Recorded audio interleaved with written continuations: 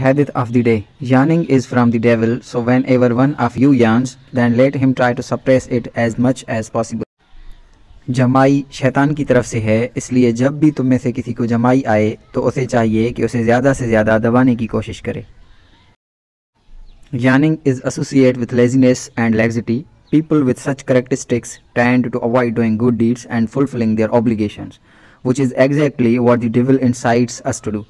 This is why the Prophet taught us to suppress our yawn as much as possible and to not let the devil have this his way. A believer should be active and full of energy to do good deeds and fulfill his her obligations. सही बुखारी हदीस के मुताबिक जमाई का ताल्लुक सुस्ती से है. ऐसी खुसूसियात के हामिल लोग अच्छे काम करने और अपनी जिम्मेदारियों को पूरा करने से गुरेज करते हैं. बिल्कुल वही है जो शैतान हमें करने पर उकसाता है. यही वजह है कि रसूलुल्लाह सल्लल्लाहु अलैहि वसल्लम ने हमें अपनी जमाई को ज़्यादा से ज़्यादा दबाने और शैतान को उसकी राह में ना आने देने की तालीम दी. एक मोमिन को नेक अमाल करने और अपनी जिम्मेदारियों को पूरा करने के लिए मुतहर्रिक और तवानाई से भरपूर होना चाहिए.